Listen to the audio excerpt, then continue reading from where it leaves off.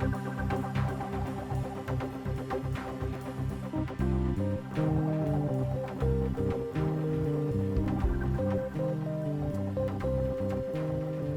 there, everybody, and welcome back to the Growing Band Director podcast. My name is Kyle Smith, and joining me is my friend and colleague, Jeff Smith.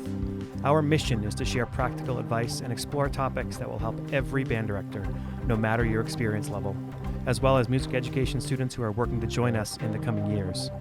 Together, we will discuss many aspects of a well-rounded band program, but most importantly, we will discuss concepts that help us all improve our own programs each and every day. Always remember the famous quote by Ray Kroc, "When you're green, you're growing, and when you're right, you rot." Let's get started.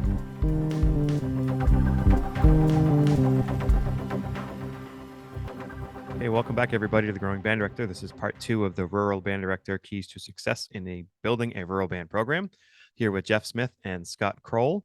If you haven't checked out part 1, please do that. Scott, could we do a quick recap on how we ended the last segment? You were talking about arranging for your band and how to select music that's appropriate for your band. Could you give us a quick highlight of what you just mentioned at the end of the last one? Well, I'm looking for technical issues. Yeah. And part of that is just knowing my group and the fact that I have so many usually we have so many different skill levels when you're combining grades, like what you do in high school. Now at this point, we're all pretty much at the same level, right? Just because of what the issues were coming in. But I'm looking for those technical issues. What can they do? Now I'm not throwing away the musical issues. I want dynamics. I want I want a dynamic curve to the music. I want them to learn that too. But first and foremost, we have to get over those technical hurdles, and that's specifically what I'm looking for. Yeah. Okay, so we're gonna dig into what you sent me as your 3 keys to success. Let's start with eliminate barriers. Right. So to eliminate barriers, what are we talking about there? What do we mean? Money. When you're dealing with a rural school and you're dealing with high poverty, a $300 band fee is just not going to cut it. And it's not an issue of they just don't want to pay it. They can't. Right.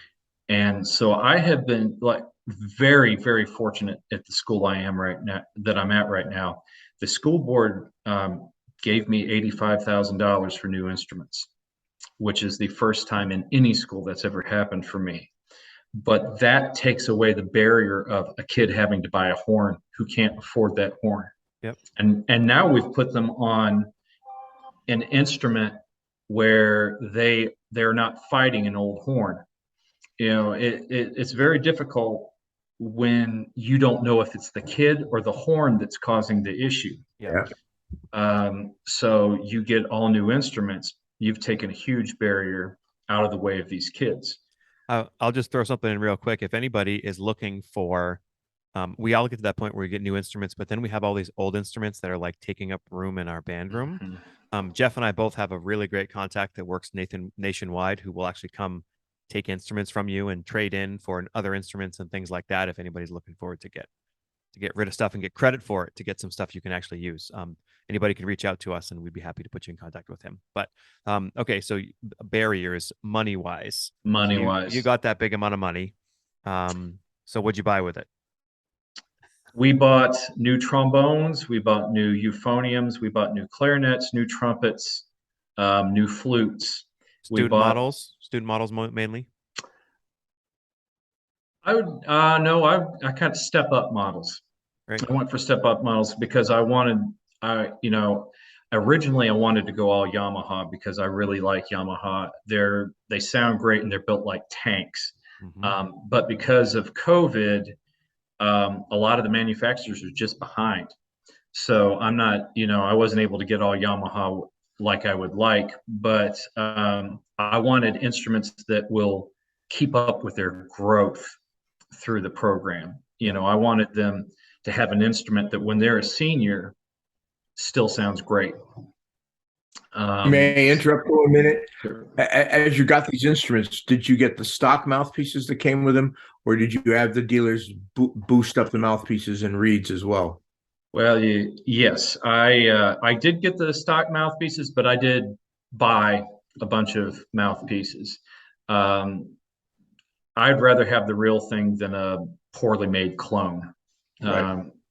So yeah, and I stocked up on reeds, and yes, yeah, I did all that as part of the purchase. Do they pay for the reeds, or do they come and get them from you? They come and get them from me. They come and get them from me, and I will say that they have been pretty good on the reed front.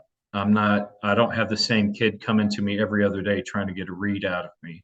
So they've been pretty good now, and we've gone over instrument care quite a bit, even before we got the new ones, because I wanted them to know how to care for their instrument before we got the new ones in there. Mhm. Um, and I mean, there was not a swab to be found for my clarinets at all. So now we've got swabs and we've got everything that we need. And I had to hold up a swab to the band and say, if you see one of these on the floor, do not pick it up, because they'd never seen one. They didn't know what a swab was. So Jeff, can you remind me? I got to buy some swabs. It just reminds you got we got to buy swabs. Um, have they talked to you about money that you might have year over year? well, this money they put aside for me was part of the budget. So now I don't know next year what the budget is going to look like after what we've done this year. I mean, we're getting new saxophones too. We're getting an entire new drum line, which we need desperately. Um, the drums will probably be the last thing we get, though. Yeah. I mean, we've paid for them, but drum manufacturing is way behind at this point. Mhm. So I don't know what the budget's going to look like for next year, because I mean it's a lot of money that they've put forth this year, Right. and incidentals too. I mean, between school and the game, they buy us pizza every week so those kids can have a meal before Wow. we go. Yeah, That's and fun. and it hasn't been hard, and my principal on many of occasions will just text me or call me and say, what can I do to help you out? And that is the kind of administrator that you want right there. Yep. Now, do you have mallet instruments, or is that going to be in future years? That'll be future years. We do have we have a marimba and a xylophone that we can use right now. We've got a couple of those little glockenspiels that come with a snare kit Mhm. that we can use. We have a nice set of tubular bells, thank the Lord. So that's something we're not going to have to buy.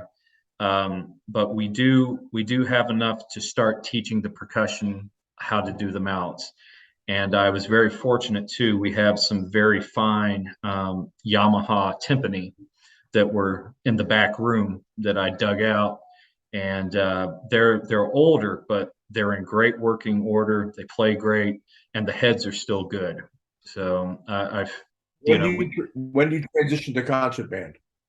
as soon as the football season is over, we're going to hit it hard. But actually, we practice concert stuff every day before we ever get to the stand charts. And Yeah.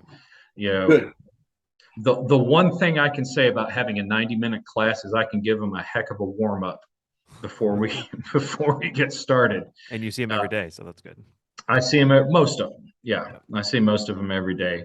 So you can tell the difference in growth between the ones I have in class and the ones I don't have in class. Sure. The ones that I don't have in class, they're running quick to catch up at the after school rehearsals. And you try not to let any of them slip through, but it's hard. It's very hard when you don't see them every day. So we talked about money barriers. Are there any other barriers we want to talk about?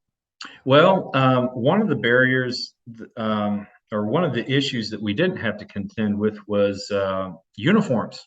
Had a whole closet full of them. So that was quite a blessing. The biggest barrier aside from money in a rural county is transportation. Mm.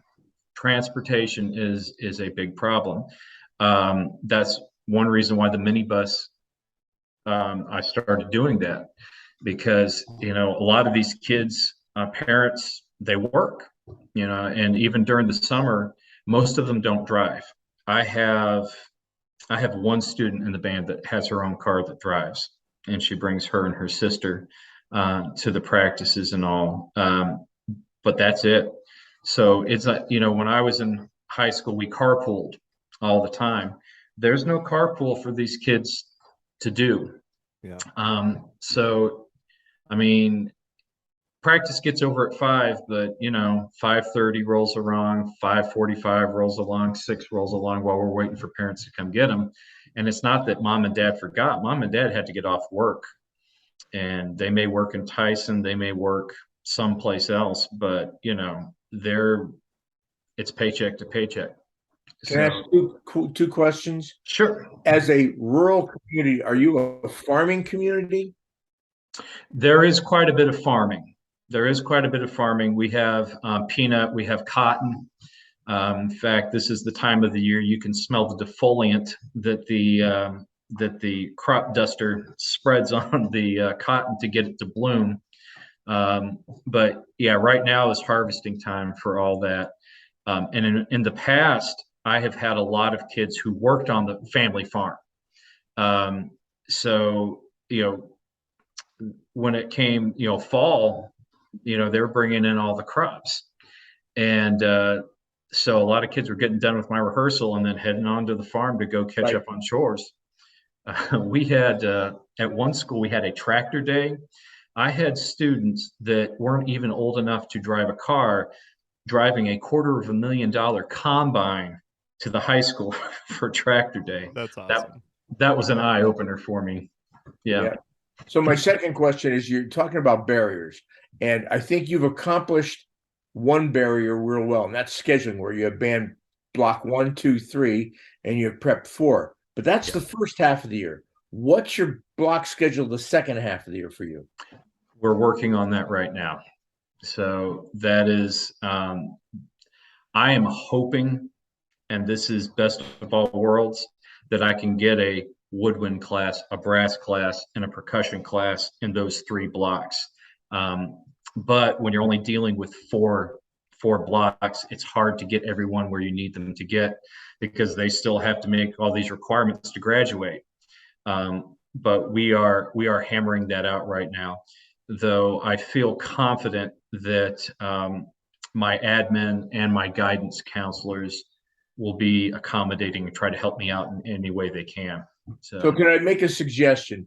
Sure. Your district is going to use block scheduling. So one of my colleagues has a block schedule as well. But the way his block goes, Monday is block 1, 2, 3, 4. Tuesday is block 5, 6, 7, 8. Then it goes 1, 2, 3, 4, 5, 6, 7, 8, 1, 2, 3, 4, 5, 6, 7, 8. So he gets the 90-minute band rehearsal every other day all year long. Yeah. And there doesn't have to be other accommodations made by the administration to do so. And since your administration seems so open, maybe for next year they would consider doing that split block and plus you're doing mods within the block anyway, so you've got the mod going at the same time. Well, in this is the first year they've done the block, so I came in at the same time, so they're learning it too. As we're going through it, we're all kind of learning it together. And I'm sure that's things we can bring into the discussion. That was how it was at my high school, when we went to block scheduling, we had A-B days. And right. when I taught at the middle school in Albany, we had A-B days, and then Friday rotated depending on the week. Yeah. Okay. So we talked a lot about barriers and things we can do for that. Your second piece, we were talking about, it's really important that you become visible as quickly as possible in a positive manner. And back in part 1 of our discussion, you talked about being heroes coming onto the football field and being able to field the band, right? Is that what you're referring to? Well, that's one of the ways. And that was quite an eye opener for me. The band in the past had been a very big part of the school. I have a shelf full of trophies in there from the 90s that attest to that fact. So when I was, we were bringing in the band for the first time into the stadium for the first game, and I had people shaking my hand and thanking me, and I'm like, man, we haven't played a note yet, but these folks are excited to see us. We better be good now. So yeah, it was the community really was watching us. And even though we weren't doing, we weren't putting DCI on the field, we were putting music on the field. And that was a big, big push for us. Because it's not just your usual football fans. The board members are there, the superintendent is there, and my principal had been building up what we were going to do. And I will tell you, I was sweating bullets on some of it, trying to make it happen. But that first game, and that's what I was telling you earlier, like, man, can I fix 10 years of problems in 3 months? So that first game really, that was the make or break moment for what we were going to do there. And we had people behind us before we even hit a note. That's awesome. And we played that first halftime, and my superintendent came up and told me I did a good job. My principal did. I had other folks from the faculty calling me. So yeah, that visibility is so important. But being visible to your admin is very important. Because we talked about earlier, a lot of admins don't understand what we do, because a lot of what we do is behind closed doors. Do they know what we're doing when we rehearse a band, what we're looking for? So yeah, it was so important. That was one thing with the minibus too. That was a really tangible item that they could see going every day. And plus, there's a lot of people in the admin that I had to go through to get that minibus. So they knew things were going on. But getting out there and playing for the crowd, that's the most important thing. That first home game, we had a game before that where it monsooned on us, so we we didn't get out there quite like we'd wanted to. But that first home game was a real great experience there for me and for the kids. So how else can we be visible in addition to that? What are some other ways?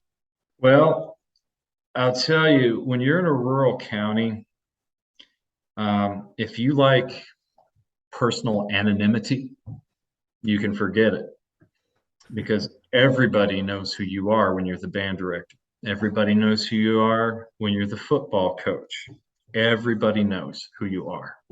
So it's not a bad idea to get out there in the community and make connections. I'm a Freemason, and one thing that I do as a Mason is we do Masonic funerals. And I've done them all around that district down there. And I've met tons of guys from the Camilla Lodge who all are community leaders, business owners, things like that. So that's one of the first things I wanted to do, was just establish myself with some of the Masons that I knew were community leaders and things of that nature. When I've gone before the school board, when we were going over the purchase and getting in front of them, I sent them the 3 quotes that was required. I did all this math for them. I submitted all this paperwork so they knew, what we were doing. They didn't ask me a bit about one number. They asked me, introduce yourself and tell us about what you're doing here.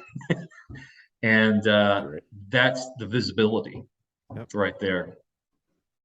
So on the visibility, I know one thing that I did in a large high school. I ate lunch in the cafeteria every day. I would walk through the building when it was lunchtime for my period. I would walk through the cafeteria, and if there were a lot of kids, I'd go around the table, say hello to kids. Mm-hmm. I'd go get my lunch, and I'd either in the faculty cafeteria, which was adjacent to it, or I'd eat in the cafeteria with the kids so that they knew who I was. And all 3 schools that I taught at, I did the same thing so that the kids could see, who's that guy? Yeah. And just go over and say hello. Hey, how are you doing? Ever think about playing an instrument in band? We'd love to have you. Yeah, if a kid even looks halfway interested and say, what would you like to play in band? I have lunch duty every day, so I'm in mixing and mingling all the time. I totally flabbergasted one of my students. I was standing there doing duty, and I don't think she saw me there. And she was just complaining about how thirsty she was. I went back to the band room and got a bottle of water for it and put it right next to her when I came back. So those are the kind of things that I do to kind of endear myself to the kids. But we have had, talking about visibility, when you're visible, more kids want to join your program. Yep. So the minute we got on that field and other kids saw what we were doing, I automatically had more kids next week wanting to sign up for band. So, you can't put a price on that. Nope. Another thing that I'll mention that for our listeners is that my son taught elementary band, and he had bus duty in the morning. So he'd bring his trombone out while he was doing bus duty, and he'd play songs for the kids as they're going in to class. And it was Halloween. He'd dress up in a Halloween costume and play songs. So every morning he was out there with his trombone playing different tunes. And then he said, "Oh, let's change it up." So every other day he changed to a different instrument and stand out there play all year long. So they were seeing him playing all the time, so that there's visibility. And his band directors, heck, that gives us 20 minutes of practice time every day. Absolutely. And when I have bus duty in the morning, which we don't have it every week, we rotate, but I really get to say hi to every student that walks in that building, whether they're on the bus or whether they're coming in from a car. They all funnel through the same entrance, and some of them look stunned that anybody said good morning to them. Yep. And so I hope that before we get done with the school year, that they're used to the fact that I'm going to say good morning to them, and they know that I care enough about them to do that. And the football team, when we have a game that day, good luck. Hope you have a good game tonight. Every single one of them that comes through the door. And my football coach has been much appreciative of what we've been doing out there, because we're out there to support them 100%. And I always tell my band, I said, we're going to put 7 points up on the board tonight. That's right. So being in your coach's good graces is never a bad thing. For sure. So we've talked about eliminating barriers. We've talked about being visible. And the third key you were talking about was mobilizing the support in your rural community. And you've already mentioned a number of ways why people are supporting you already. Let's delve into that a little bit more. Well, they wanted the band back. Yeah. And it wasn't just the school. What's been happening with a lot of schools in our area, and especially these rural ones where we're dealing with high poverty, is they've been taking programs away, and they've been doing more remediation on testing, and it really hasn't helped anything. It wasn't bringing up the test scores. So a lot of these communities are going, maybe we need to bring some of this stuff back that gave these kids a reason to come to school. You think? And we have a huge CTAE department at our school. What does that mean? Career technical, automotive, and they have a class that does embroidery, does T-shirts, everything that we get. The shirt that I'm wearing right now is our band shirt. They make in house, so we get it at cost. It was not just the people in the school that wanted it back, it was the community that wanted it back, because a lot of these folks in this community were in the band when it was Mitchell Baker High School, and they were going to Macy's and they were doing all those things. So it is you've got to make sure the community knows that you're there for the right reasons too. Yep. And every one of them's those kids. I learned that the hard way when I started teaching. Coming from college where I was a big fish, I was the concert master and all this good stuff, didn't matter when I got to Sylvester, Georgia. Right. And it took me a while to figure out I needed to shave some rough ends off my ego, and that I need to be there for the kids. So you've got to convince that community that you're there for the right reasons. And that visibility thing too, they know when they see what you're doing, they know they're getting their money's worth out of you. and then some usually. I also Uh, find there's a big part of being a parent too, being a parent and being a band director. You know, you have that human side at home with kids. So yeah. then I don't know, I mentioned in a past podcast how I feel like now I see kids and I see them as somebody else's child rather than just a student of mine. Right. So you're traveling a long distance and you're invested in Mhm. this other community than you're living in. You know, how do you balance that family life with the program? Well, and to bring in another aspect to it, my daughter is a senior in high school, and my son is a ninth grader. So what I'm dealing with during the day is pretty much what I'm dealing with when I get back to the house too. So it's that work-life balance thing. I've been fortunate that my principal's been accommodating for things like that. When my daughter's had a senior night, I've I've gone, I've been able to go and, maybe get off work a little early so I could go make her senior night. They've been great about that. Um, I, you know, I want to let the kids know that I care about them, and the way I care about them is to show them how to do it right, Mm-hmm. Good. how to do it correctly. It's not about me giving them what they want at whatever particular moment they want it. It's about learning how to be the band and learning how to do it right. And I guess the parental aspects come into that a lot. Um, I'm not I'm not good at being their friend. I never have been. I'm more of an I'm more of authoritative figure.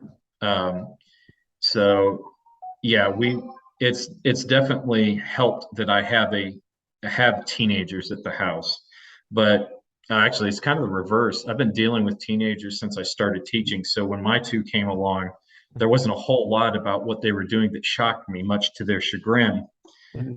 So, oh, yeah, I've seen that before. Yeah. And I want their parents to know that I care about these kids. Um, I, you know, I don't like refereeing when they have mess between each other. That's generally when I bring in the counselors. One of them, for some reason, has decided to start calling me Uncle Kroll. I don't know if that's how all of them see me. I guess I can live with that if it is. But and the other thing I tell them is this is your band room. This is home base. If you need something, I'm on your side. I'm going to help you absolutely to the full extent of what I can do. Now, it might not end up being what you wanted, but I'm going to do everything I can to help do what's in the best interest for you. And I, if they don't feel like they're coming into a safe environment into your room, they're not going to be able to play an instrument in front of each other Sure. because they're already self-conscious. Sure. They're already self-conscious. So we don't laugh, we don't snicker, we create an environment where I don't yell. I don't yell. I gave that up. Um, and we don't yell. We don't do things. If we're outside working on drill and I have to call to somebody across the field, that's a different thing. But in the classroom, we don't yell. I don't do that. Yeah. I used to, but it's counterproductive. Sure And is. it's bad for my blood pressure. And some of the kids enjoy it when you do that anyway. That's right. They're there for So the show. yeah, they're there for the show. So we don't do that. I want to create a safe environment for every kid in there where every kid feels valued from the minute they walk into my door to the minute they walk out the door. And I want them to know that I'm on their side and I'm going to help them. Um, and but they also got to know there's consequences for what they do. Sure. And that's just learning to be part of the band. I haven't written up a kid probably 8 years. We handle all the discipline within the band itself. Right.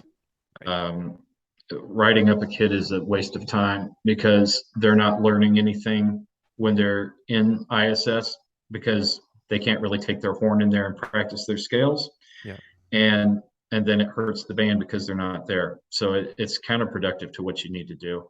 I want to find a positive intervention. I don't want to write a kid up. I don't want to suspend a kid. Now, I've had plenty of kids that got themselves suspended in other classes. Yeah. But I can't fix that. Well, I'll say, I've really appreciated meeting you. Is it all right if people want to reach out to you and don't know you, if I send them your email, if they reach out to me and ask to get in touch with you? Absolutely. I'd love to hear from everybody. I think one of the greatest things about Facebook is just being able to connect with other folks in the profession. Absolutely. I'd love to hear from anybody. Congratulations on doing such a great job. And best wishes for even greater success in the future. Well, I appreciate it. Keep up the work. Oh, I love what you're doing with this podcast. I think it's great. Well, So I was stunned when you were asking about future topics, and I put that topic up, and I think you got back to me within 2 days, like, oh, wasn't expecting that. So, well, it's funny, like band directors who are not good communicators tend to not be as good of a band director, right? I mean, not that you have to get back somebody right away, but if you're a trained band director, it's hard to not get back to people. So I'm glad that made an impression on you. absolutely, that was fantastic. Great. Well, until next time, everybody. Thanks a lot, Scott, for being here. We need to stay in touch. Jeff, nice to see you. Good to see you. See you again soon. Okay, be well, everybody. We sincerely appreciate you taking your valuable time and listening to the Growing Band Director podcast. Your students are very lucky to have a band director like you. If you have any suggestions for episode topics or think you have an area of expertise to share on a show with us, please reach out. If you enjoyed this episode, don't forget to subscribe. And if you want to help spread the word, please give us a 5-star review and tell your band director friends to subscribe as well. We're available on Apple Podcasts, Spotify, our YouTube channel, and wherever you listen to podcasts. Thanks for listening to The Growing Band Director. See you next week.